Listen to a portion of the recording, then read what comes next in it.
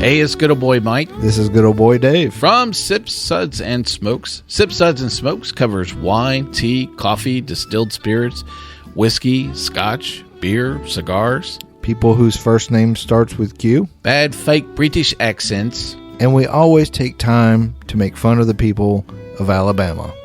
Banned once again. It's a 1-hour episode that's mildly entertaining for about 22 minutes. I think mildly would be a vast improvement. Well, we do have the only beer show with the Holy Man. We talk about these products and rate them with our unique rating system, like our Suds 5 rating.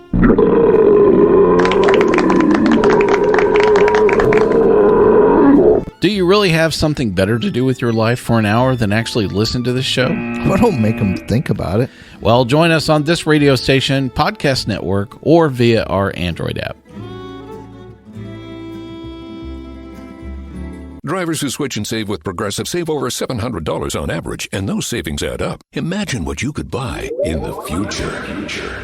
So yeah, I used the savings from switching to Progressive 50 years ago to finally buy my dream car. It's a self-driving flying car, but we just say self-flying now. You know, because it's the future, and cars fly in the future.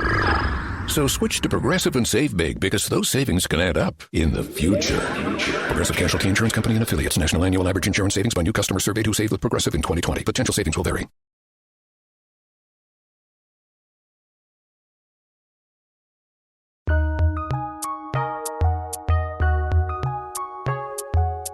Welcome to the Fantasy NBA Today podcast.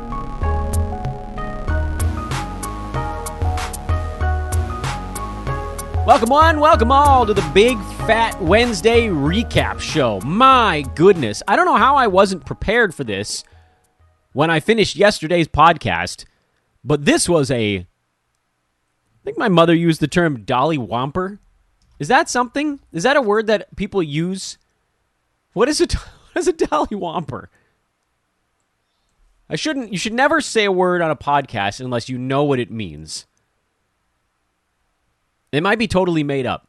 Anyway, my goodness, this is a big one. 13-game Wednesday recap coming up. Spread out all across the night. It was kind of interesting. It was like a weird condensed version of MLK Day where you had like 2 games the first starting point, and then 2 more the next, and then 2 more, and then 2 more, and then 1. And then there was like a little bit of a break. Usually when you get these giant cards, you get like 9 games that start on Eastern time and 4 that start on Pacific time and nothing in between.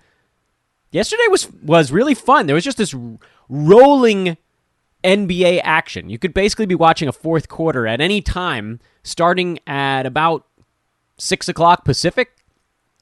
Just flick from fourth quarter to fourth quarter. Find me a close game. Brooklyn, Washington, sweet. I'll watch it. What's my next close fourth quarter? I guess there weren't that many close ones in the early part of the card. In any event, welcome to the show, everybody. I'm Dan Basperis. This is Fantasy NBA Today, a Sports Ethos presentation. I always pause because I'm always really close to saying hoop ball. We were hoop ball for a long time. It's a Sports Ethos presentation. You can follow me on Twitter, if you like, at Dan Basperis. DanBesbris. I hope that you will. Closing in on 9,400 Twitter followers. Not that it matters to you guys, but my addiction is continuing to be fed. Whoo. Yeah, it's not healthy. Ethos Fantasy BK is the Twitter feed for Sports Ethos, the best fantasy news feed on planet Earth. Rivals every other one in speed. Rivals every other one in analysis. That's the way I think. Here's what you got to think about. There might be times that Fantasy Labs might beat Sports Ethos by 2 minutes, but guess what? They don't have analysis. And then RotoWorld's got analysis. Sorry, I keep calling them that. They've got analysis, but Sports Ethos is usually faster. It's this phenomenon I've talked about in fantasy sports where all you have to do is be really good every month forever, and you'll end up as the number 1 player. You don't have to be the number 1 player every month to be the number 1 player. You could be the number 3 guy, or you could be the number 2 guy in everything forever, and because the people around you keep shifting, you end up number 1. That's what Ethos Fantasy is. Are they the fastest? Sometimes, yeah. Do they have the most analysis? Most of the time, yeah. Put that all together, you need to make sure you're following them or you're falling behind. Ethos Fantasy BK on Twitter. They're up to like 6,900 follows now. That's been taking off the last couple of weeks. Maybe it's you guys. Should have thought about that. Anyway, let's dive into the games. We got way too much to cover to yammer about Twitter. Orlando at Philadelphia. Mo Bamba back into the starting lineup, and he was ready. Monster first half for Big Mo. Got momentum back on his side. 7 3-pointers and 3 blocks. He's back, baby. Fouled out because, Joel Embiid somehow stayed out of foul trouble in the first half. Was not so lucky after the break. Embiid was the story of this ballgame. 50 points in 27 minutes. What an owning. Elsewhere on that Orlando side, Terence Ross got hurt, but it doesn't matter because he's been shoved out by Jalen Suggs, who now moved into the starting lineup and played 34 minutes. He's going to be a wildly inefficient fantasy play. Makes a ton of sense in points leagues or punt field goal builds. But otherwise, he's going to be a disaster for the foreseeable future. He has that same... That's not fair. He's a better free throw shooter, but the field goal percent is going to be painfully low. So you better be ready for that if you're picking him up. There might be a good finish in store. He's someone you could squat on in a games cap format and just don't use him until he starts shooting 40-some-odd% instead of like low 30s every ball game. But look, he's averaging 12 points and 4 assists, and he's outside the top 300. You have to have a lot of issues with your fantasy game for that to make sense. Wildly over-rostered fantasy player, but whatever. That's the way it works. Other notes from this one, Franz Wagner had a tough time shooting, but he deserves to remain on fantasy teams. At some point, I think we'll see Wendell Carter Jr. back, but Gary Harris can also be punted. There's no room for him with everybody taking up the shots now. Normally, it's Cole Anthony and Jalen Suggs. Mo Bamba was so hot, he got a few extra in this ball game. Philly side, they didn't need much besides Embiid, but Tobias Harris was actually pretty good. Tyrese Maxey is a start. Seth Curry's a start in a slower ball game, and that is it. Brooklyn beat Washington 119-118. Weird ball game, fun ending, etc., etc. James Harden had a rough one. High turnovers, bad shooting. This looks like James Harden did a Russell Westbrook impersonation here. Points, rebounds, assists, and crap else. This will actually move him down the board in rankings. It's hard to do that this deep into a season, but this is the kind of thing that even up at the top of the board, you could move down a slot from a game this bad. Yowza. But Kyrie, it was fine. 30-7 on another efficient performance for Irving. And I told you guys, Lamarcus Aldridge was going to get that job back. He didn't start in this ballgame, but he basically started. Daron Sharp was in foul trouble, and Lamarcus was terrific. 27-6 with a couple of blocks, great percentages. If you didn't pick him up before, it's too late. He's been added everywhere by this point. So that's why we try to stay ahead of the curve on this stuff. Over on that Washington side, the one thing we were paying attention to is the center rotation because, first of all, you kind of knew Kyle Kuzma was going to start to cool off at some point. Hopefully this isn't the start of it. Hopefully we shouldn't say we, I have no Kyle Kuzmas anywhere, but perhaps you do. So hopefully you can continue to milk it a little bit longer. But as the center stuff goes, it's hot hand city. Daniel Gafford started quickly in this game, but then ran out of gas. Thomas Bryant never really got going in this one, so there was no gas to run out of. And Montrezl Harrell was the best option, so he got 24 minutes. And the other guys had to split the other 24. It's a three-headed monster right now. And I think Brewski, our CEO, our founder here at Sports Ethos, was mentioning on his own premium show that Daniel Gafford is basically a stash at this point, hoping that either he's moved or someone in front of him or around him is moved to clear out that extra 7, 8, 9 minutes again post-trade deadline, which now, we're only 3 weeks away from the trade deadline. So it's not that long of a stash. He's one of those guys where if you drop him and something does clear out, you'll feel pretty silly. But at the same time, I get it. You can't start him in a games cap format right now, and he's really not helping you at all in head-to-head either. So only you know your roster situation, but he is now effectively an active stash. Womp womp. Sure, we have 30 seconds to tell you that drivers who switch to Progressive could save big. But then what? Well, we could try to fill the remaining time with awkward pauses. It's often done for comedic effect. Is it working? I can't tell if this is funny.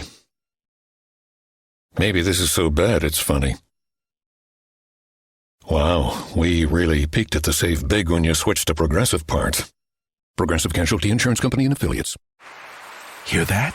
Is that America cheering or a sausage patty sizzling to perfection? It's time to cheer for Egg McMuffin and fresh cracked eggs at McDonald's. It's time to wake up to the aroma of freshly baked biscuits and treat yourself to a real honest-to-goodness morning meal. Breakfast, it's on at McDonald's. Now get any breakfast sandwich for just $2. Available only through the app.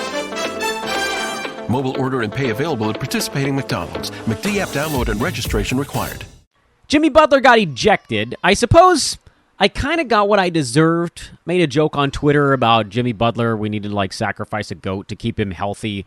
And then he was healthy, but he got tossed around halftime. So he had himself a clunker of a ball game. But you know who didn't? Well, the guys who fill in for Jimmy when he's out, they all were pretty good in the second half. Gabe Vincent, Max Strus, Caleb Martin all had big ball games. But the one, you know the one I'm about to talk about. Bam Adebayo, 20 and 11, 4 assists, 5 steals, 3 blocks. Bam's back, baby. Bam's back. Hey, Anthony Simons had a nice ball game again. Got it ratcheted back up with 6 3-pointers. CJ McCollum looked really good. Was lava hot early and then kind of ran out of gas, which should be expected. This is just, second game back? Third game back? I've already lost track. Nurk was pretty good again. He's been warming up. Covington was good again. He's been hot pretty much since Larry Nance went down. So, yeah, Nance will be back at some point soon, and that'll put a little dent into Rocco. But look, all I care about is that CJ's back and looking good. Charlotte beat Boston 111-102. Terry Rozier has been pretty awesome. That slow start is way in the past now. Terry is a third rounder on the season. And if you eliminate the first month, Terry Rozier is number 9. Yeah. I got so excited there, I needed to make my voice crack a little bit. He's number 9 over the last 2 months of basketball. 21 points, 4 boards, 4 assists, 4 3-pointers a game. Crushing. He's in there with Kristaps and Harden, DeJounte, Rudy, Terry Rozier. One of these things is not like the other. There really aren't any other guys that high that you wouldn't expect to be that high on the board over a 2-month span. Drew Holiday is probably one you'd say, oh, interesting. He's number 11 over that stretch. And then you got to go down to Lonzo, who's about halfway through the second round. But Terry Rozier, single digits over the last 2 months. Just enjoy it, man. He's their firepower. P.J. Washington suffered a hip bruise in this ball game. Does that mean I'd start Mason Plumlee? Nah. Not unless I had to. But he will play more. He'll get, closer to 30 minutes now with no P.J. around. P.J. kind of stinks. That's not fair. That's not the way we should talk about players. It's disrespectful. He's just not a good fantasy player. Overrated fantasy play. Kelly Oubre came back. Picked up where he left off, so you can probably add him if he was dumped. There's always room. Boston got a bad one out of Jason Tatum, and that was probably why they lost this ball game, because Jaylen Brown and Dennis Schroeder were fine. Al Horford was fine. Robert Williams needed to miss one more ball game. Birth of a child, I believe, if I'm getting the news right on that one. That's okay. We forgive you, Tatum. You've been pretty good over the last couple months as well.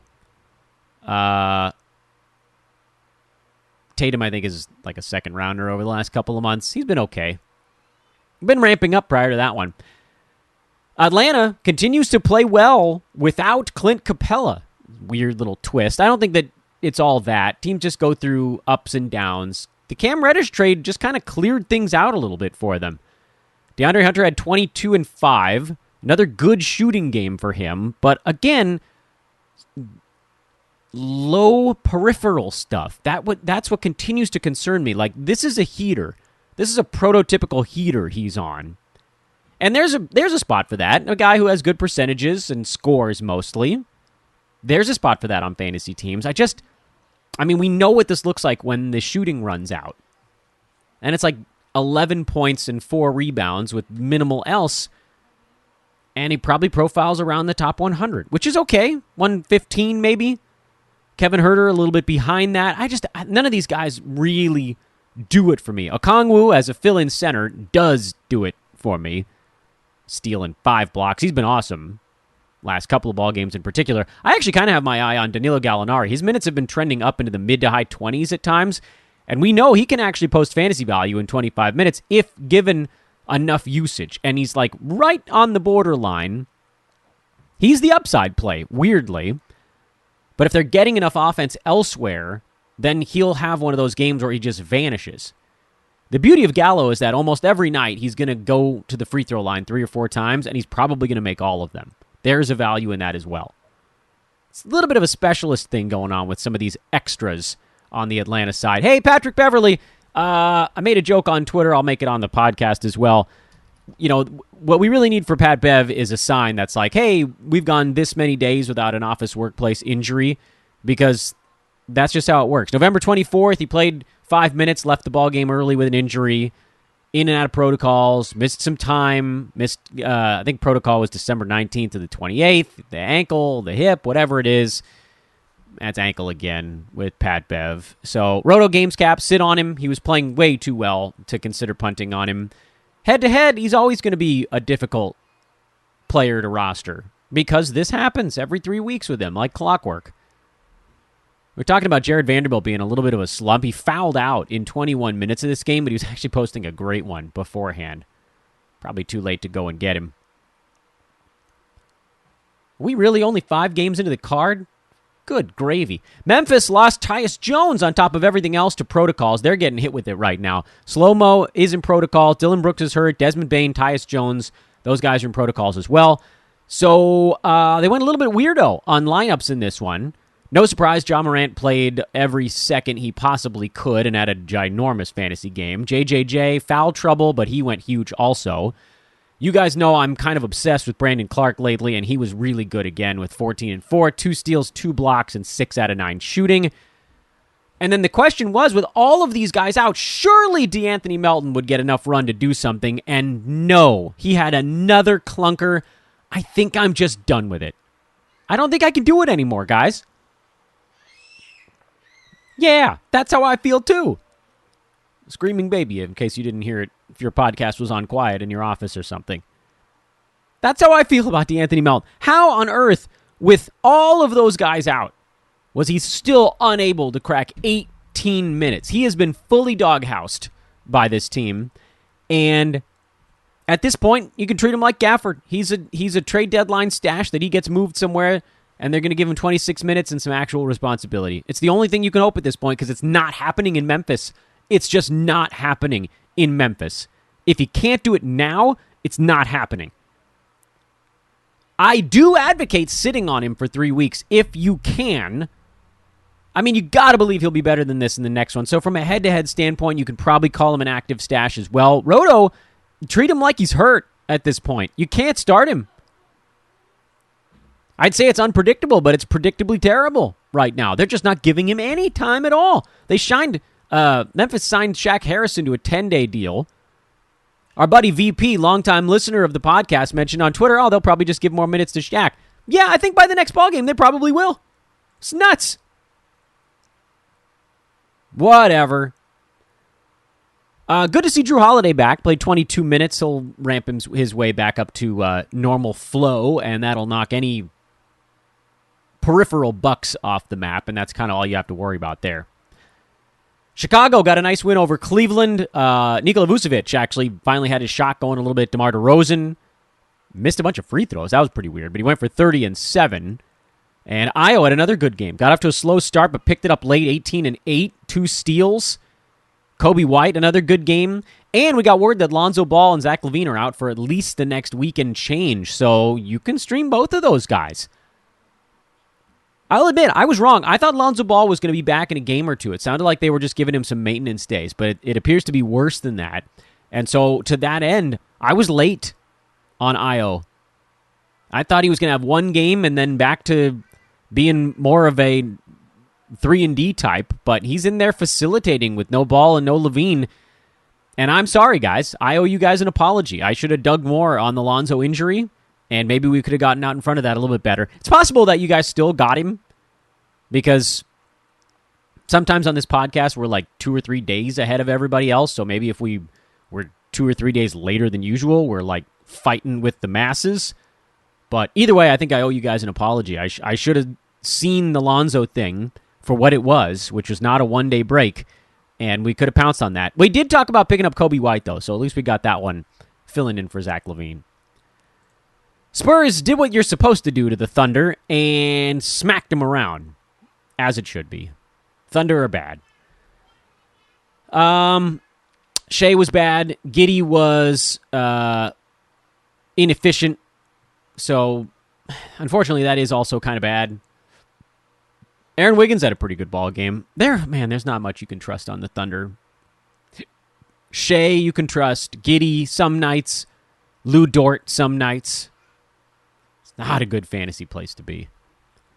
Spurs, on the other hand, when you put up a $118, a couple guys are going to have some stuff. DeJounte, triple-double. Beautiful game out of Murray. Devin Vassell, 19 and 8, 2 steals, 2 blocks. We keep telling you guys. Did it in 22 minutes in a blowout off the bench, too. He's coming, man. He's a keeper league darling. Of this, I think we can be relatively certain. Devin Vassell is a keeper league darling. And that's about it. Spurs side. Nothing else. Jakob Poeltl got away with only taking 2 free throws, so that's good for his fantasy value. This portion of the show is brought to you by our friends at ThriveFantasy.com and the Thrive Fantasy app. Prop up, people, with prop bets at Thrive Fantasy. No longer must you toil at the deepest corners of the darkest dumpsters in DFS gaming. No longer must you try to figure out if Saban Lee is going to play 6 minutes in a ball game and take 4 shots. No longer must you try to figure out if Jeremiah Robinson Earl is going to log more than 19 minutes in a basketball game. No longer must you determine if Matt Thomas is worth playing on the Chicago Bulls. Because at Thrive Fantasy, you only need to focus on the names, the big names, the superstars, the folks you care about. 20 prop bets to choose from. You pick 10 overs and unders. If you get the most points from your selections, you win money in the Thrive Fantasy Tournament du jour. 100% deposit match bonus and multiple free game vouchers with just a $10 deposit using promo code ETHOS, ETHOS. Head on over there, throw $10 in the account, and you get another 10 on the deposit match, and 2 $20 contest entry vouchers. $60 of play for $10 of deposit at ThriveFantasy.com with promo code ETHOS. Check them out now. They're a fantastic partner. You guys are going to have a lot of fun. I promise you're going to enjoy yourself. It's fun. In my estimation, it's better than traditional DFS. I know that plenty of folks out there love regular DFS. I'm just not one of them. So something different, something special. This is right up my alley. Thrive Fantasy, they've got the app, Apple Store, Android Store, wherever you got to go, or the computer, ThriveFantasy.com. That's where my old people like me go to play it. Check it out now. Check it out now. Dallas and Toronto had a fun one. Mavs able to hang on. Toronto doing a nice job of fighting back. Another big game for Chris Boucher off the bench, 15 and 12. My page just flipped out in front of me. OG Anunoby was good. Too many minutes, though. Too many minutes, man. The injury is coming for these Toronto guys if they're out there playing 43 minutes a game. That's just not acceptable. I know that Birch is hurt and Trent is out and you want it, but you got to find a way to just play someone else or your regulars are going to drop dead. Freddie VanVleet, he's already cooled off. It's probably because he's tired. At least Boucher's not tired. That's been a nice run here lately. Luka's getting going. Is he playing himself into shape? It's possible. Porzingis has been warm lately. Jalen Brunson finally cooled off. Kind of knew that was coming at some point here. He's not a drop, though. Luka's going to miss a game or two coming up at some point along the way. So Brunson's a guy who's doing enough on the head-to-head side, and then we'll get those big breakthrough roto games, particularly when Luka's down. Sometimes even when he's not, I guess you could start him against a high-paced, high-octane opponent, see how it goes. But overall, there's enough reason to hang on, I think, at this point. Utah, no Donovan Mitchell. He's in concussion protocol. That news came out right after we recorded yesterday's podcast. So other guys needed to step up a little bit. And, you guys know the drill. Anytime Donovan Mitchell is out, Jordan Clarkson is going to get a whole bunch of stuff. He's probably rostered already, which is kind of dumb because Clarkson's been bad this year. He's number 171 in 9-cat, shooting under 40% from the field. And he's rostered in almost 80% of leagues. So you're not going to be able to go pick him up, which is a shame because he's probably going to have a couple of good ball games here. That's a guy that should have been on the wire a long time ago. Whatever, don't matter. On the Houston side, I just don't even care anymore. If you can tell me who's going to have a good game on any given night, just go bet a prop bet on it and get filthy rich because I don't know. Kevin Porter had a good one 2 nights back, then he was quieter here. Garrison Matthews woke back up again. Eric Gordon's been weirdly consistent this year on a bad team. He's trying to play his way out of town. We'll see if it works. He has to get traded. They should take a bag of potato chips and a second-round pick for Eric Gordon. Just do the man right. Get him off of this. Not that I like Eric Gordon or his fantasy game or even his reality game, but get the poor veteran off this team. Woo. But to Houston's credit, they actually were competitive in this one. Played a good ball game. The way I'm screaming about them feels like they lost by 25 points. They didn't. This is a good ball game. Pretend you didn't look at the score, and just pretend you've been watching the fantasy numbers for these guys the entire season, and then tell me you're not super frustrated with trying to figure out what the bleep is going on that team, fantasy-wise. Congrats if you started Garrison Matthews yesterday. I didn't. I know Rudy Gobert's rebounding numbers were a little bit lower in this one for some reason. Royce O'Neal ended up with a lot of them, but tough to complain about old Sir Rudinand. He's been putting himself through a very nice season once again.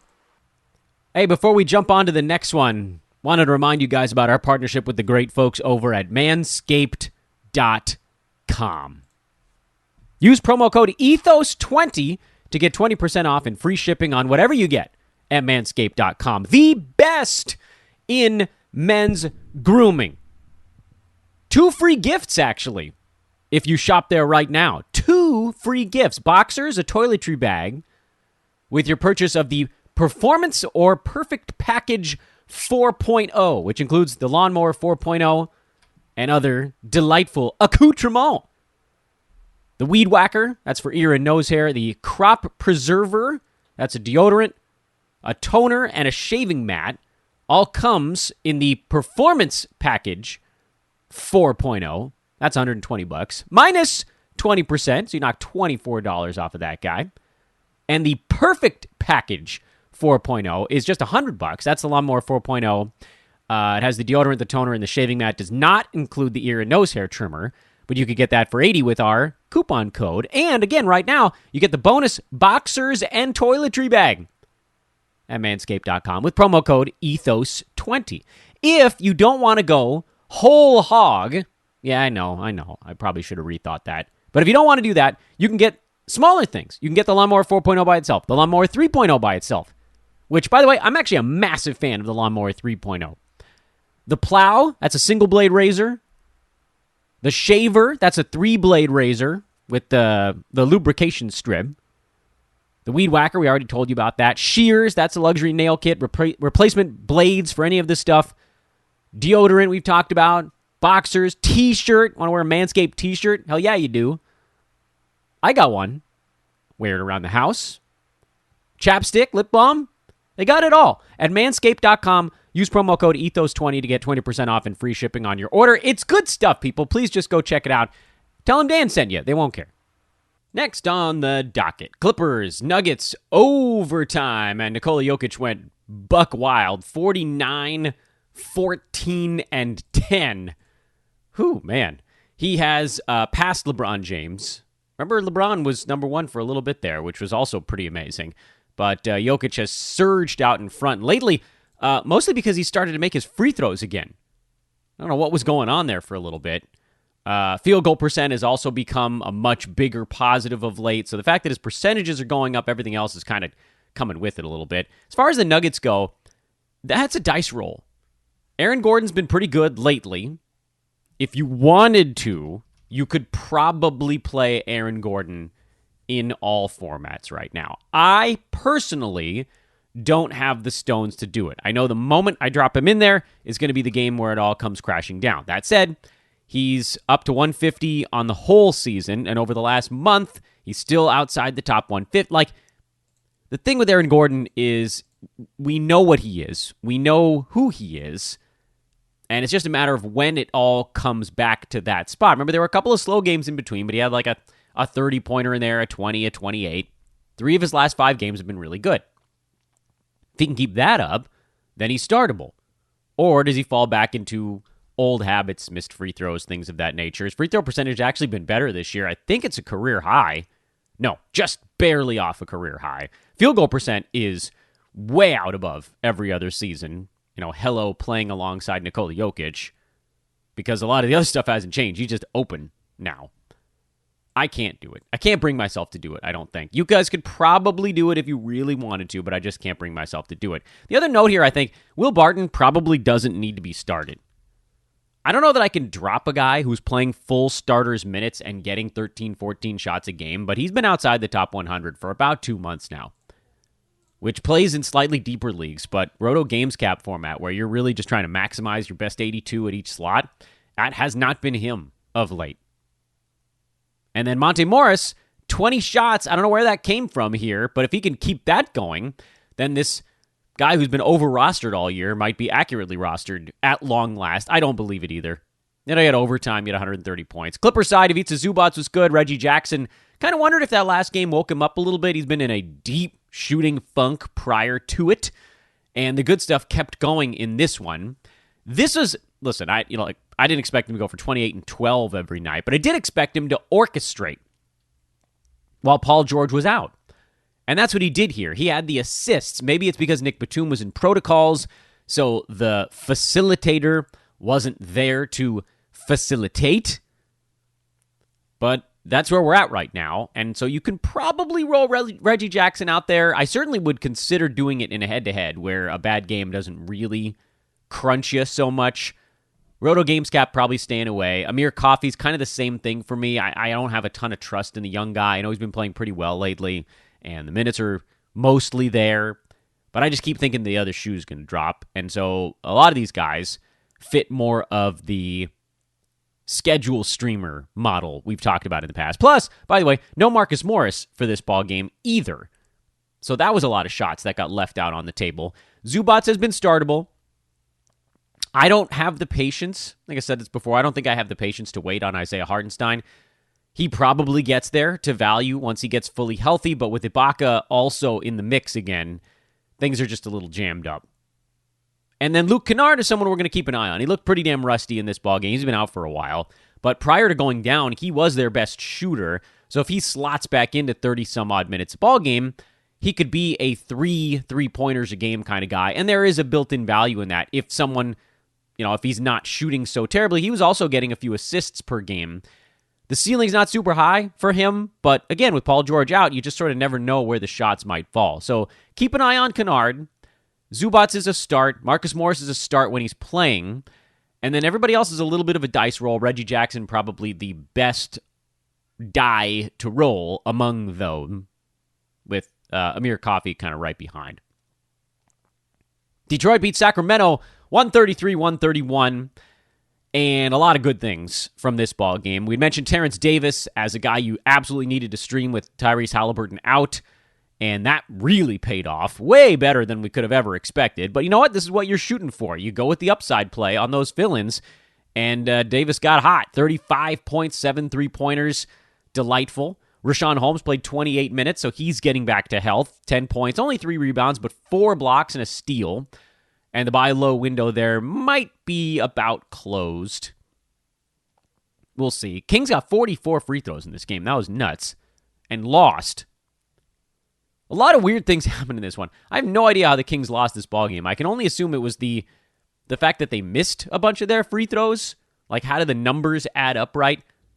But in any event, keep streaming Terrence Davis until Halliburton comes back. Kings are a treasure trove of possible trade deadline stuff, but nothing yet. You may want to set your alerts here because when that Kings news breaks, someone's going to need to get snapped up real quick. Marvin Bagley had 17 and 9. If he doesn't get traded, and Harrison Barnes does, say Rashawn Holmes does as well, Bagley's probably the starting center, and Metu's probably the starting power forward at that point. If Buddy Hield gets traded, and De'Aaron Fox gets traded, Terrence Davis becomes a monster alongside Tyrese Halliburton. So there's a lot of stuff that could shake out in Kings country, as opposed, I think, to what's going on in Detroit, where it sounds like Jeremy Grant's going to be tougher to move. I don't know if they even want to move Kelly Olynyk, who just turned them from a dumpster fire into a very smart basketball team in 22 minutes of his first game back. There was nothing but the highest of praise for what Olynyk did for this basketball team yesterday. He just got everybody in the right spot. He made the reads. This is why we've been squatting on him. I didn't think there was any chance he was going to be this good his first game back, so unfortunately, I didn't start him.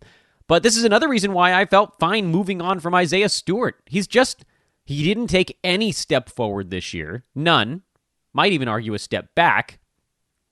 But I don't think that's fair. I think it's just not taking a step forward. He played a lot of his minutes in sort of tank season last year when no one cared. Now he's playing his minutes against starters, people that care, and he's getting beat up. And so Olynyk, even as the backup there, has fantasy value. This is a big game for Saddiq Bey. He's been really bad the last two and a half weeks. If you think this is him getting hot again, okay. I mentioned Corey Joseph as a fill-in for Killian Hayes and someone that sort of made me vomit in my mouth just a tiny bit, even to think about. But if Killian Hayes is out, Joseph does have first crack at those point guard minutes. You just kind of have to realize that's sort of a 50-50 proposition as to whether the game is going to be pretty good. But look, I think you can get Olynyk into your lineups. If he's already playing 22 minutes, they're going to ramp him up pretty quick, by all indications. I think he'll probably be in that same general area in their next one, which I think is tomorrow. Am I getting that right? Doesn't matter. Whatever it is, it was delightful. Whatever it was delightful. They're in Utah. Am I getting that right? Yeah, Utah, Denver. They got the altitude games coming up for Detroit. So he'll probably play like 24-ish minutes in the next one, and then maybe that's where he maxes out for now, behind Isaiah Stewart, or maybe they slide him down and get him a few more minutes at power forward. Hard to know. Either way, this is what we talk about with Kelly Olynyk. His fantasy game is amazing when he has some usage. This is a team where he'll have more than Miami, less than Houston, so somewhere in between like top 110 and top 25. That's pretty good. And finally, Lakers really whiffed on this one. They were in control for about 3 quarters and then just totally fell apart in the fourth. Karis LeVert went nuts late in this ballgame. Lakers had some controversial roster decisions. Left Russell Westbrook on the bench, who wasn't very good in this ballgame, but, it's going to draw attention. Left Carmelo Anthony out there, who was just floating randomly on defense. Horrendous defensive effort. But I mean, it's not fair. Melo just doesn't know where to go on defense. Never really has. So why would it click now? He was good for them on offense yesterday. But, if you got a guy on the other team that's going buck wild like LeVert was, you probably don't want to have a guy on your team that dude can just exploit over and over again. But that's not the fantasy news. Fantasy news, Anthony Davis is getting close. We've heard he's probably coming back during the Lakers road trip, which starts tomorrow in Orlando. That's the Grammy roadie. LeBron was great. Taylor and Tucker actually had a really good ball game. He moved well, moved the basketball well, looked confident, but don't touch him. Malik Monk is a drop now, by the way, with Anthony Davis getting close. There's no reason to wait that one out. It's not getting better. It's only going to get worse. As far as Indiana goes, I was right about one thing, and damn it, I'm going to take credit for it because a lot of people are about to get real lucky. When Miles Turner was ruled out, we did a show on that about 2-3 days ago, Twitter yelled at me that it was Goga time, and I pushed back pretty hard. I said, I don't think Goga's getting time. I think if he does, it's going to be all over the map. It's going to be matchup-based. It's going to be when he gets hot. And we saw that in this ballgame. He played 3 minutes. Did have 2 blocks, by the way, to Goga's credit. He's a good block rate guy, but his other stuff isn't very good, and he's just not that good of a basketball player. So we know enough about Rick Carlisle that he was going to probably just roll with Sabonis at the big man spot. I mentioned Tori Craig on that show as someone that I thought would play more alongside of him, because going Sabonis and Goga at the same time, you're huge and you're slow. Well, Sabonis turned his ankle, came down on Russell Westbrook's foot, had a pretty good pivot on that thing, stayed in to finish the ball game, but Rick Carlisle said after the game that it was going to be a pretty good ankle twist, and so he'll miss a couple of ball games. And now, all of a sudden, I don't know how much choice they really have. Not that Goga's necessarily going to start, because he'll get obliterated by starting caliber opponents. You might see O'Shea Brissett start at center, but those two guys are probably going to mostly split the 48 minutes. So now you probably get 20 minutes out of Goga. Now you do, without Sabonis and without Miles Turner. But, damn it, I know some of you guys hate me when I try to take credit for something, but I'm taking credit on this one. I told everybody, don't do Goga. Everybody did, and a lot of you guys got stuck with a 3-minute performance.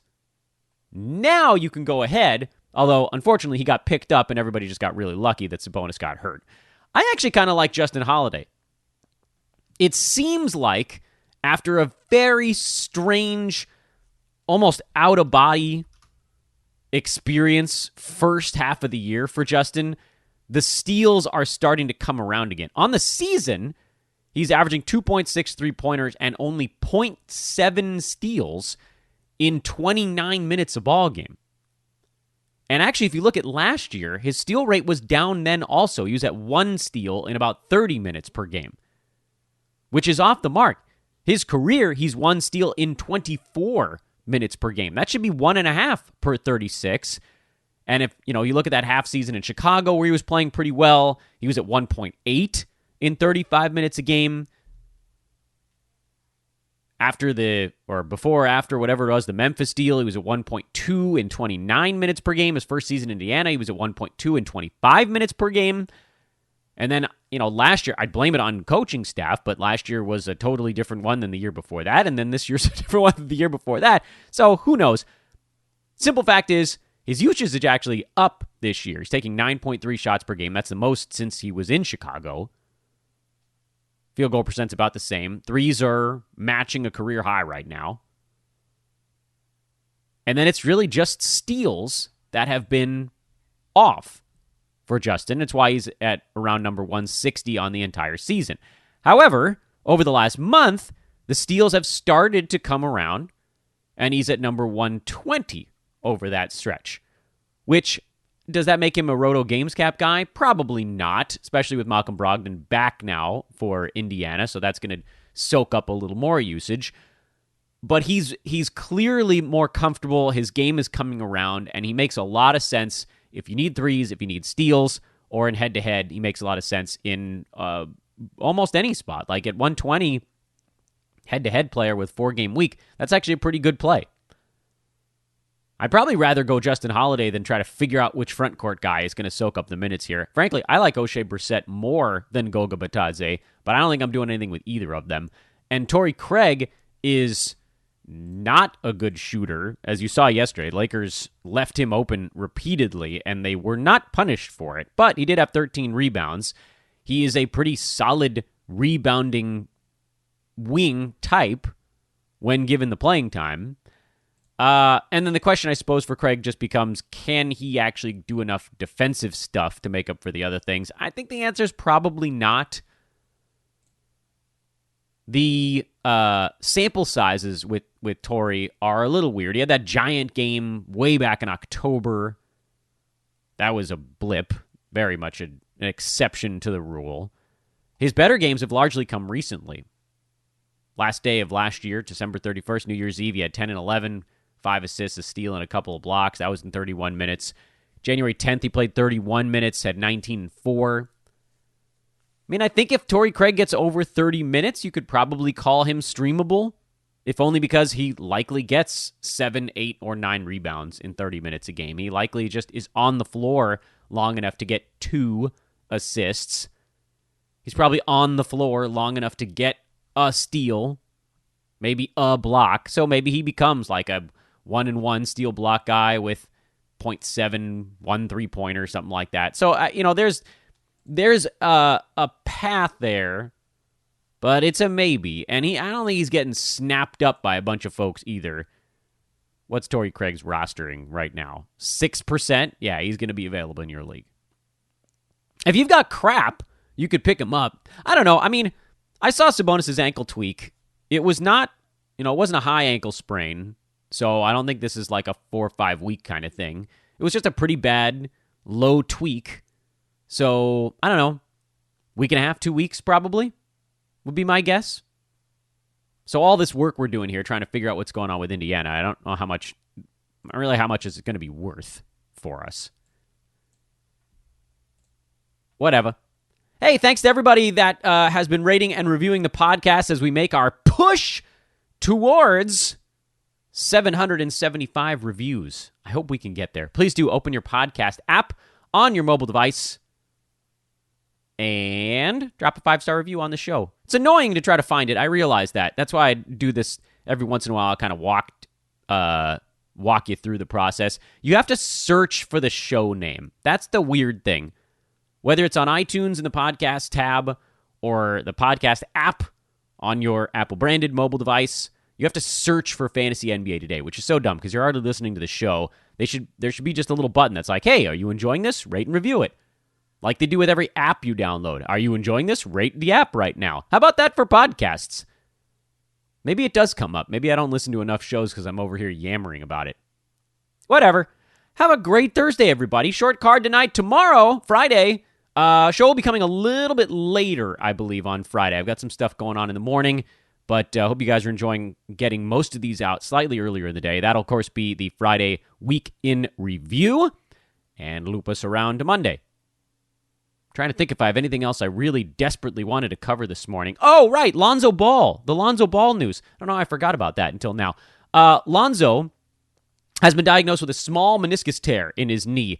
I mean, again, I know I apologized on yesterday's show, and I'm not in the business of coming on here and like mea culpaing, but I really misread the Lonzo Ball injury news. They tried to downplay it when he was first ruled out, whatever it was, a little under a week ago. I was like, oh, he's just going to rest this one. We'll see how he's doing here. And then all of a sudden, the knee soreness became a knee contusion, and the knee contusion became a torn meniscus.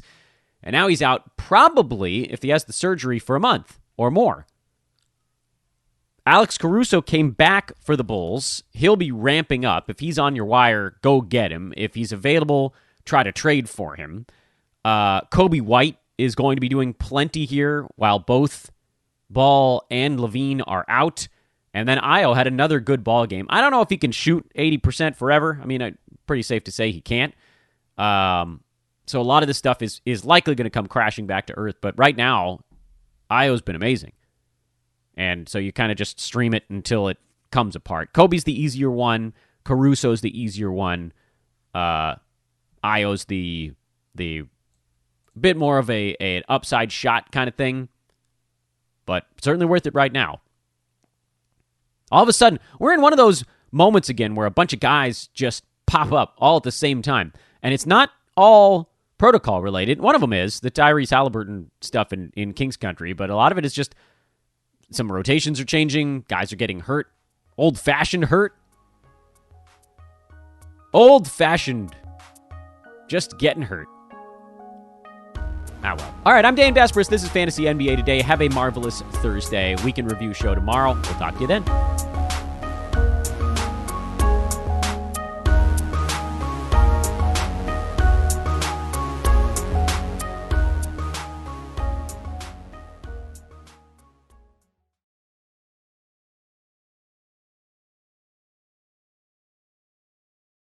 Drivers who switch and save with Progressive save over $700 on average, and those savings add up. Imagine what you could buy in the future. So yeah, I used the savings from switching to Progressive 50 years ago to finally buy my dream car. It's a self-driving flying car, but we just say self-flying now. Because it's the future, and cars fly in the future. So switch to Progressive and save big, because those savings can add up in the future. Progressive Casualty Insurance Company and Affiliates. National annual average insurance savings by new customer surveyed who saved with Progressive in 2020. Potential savings will vary.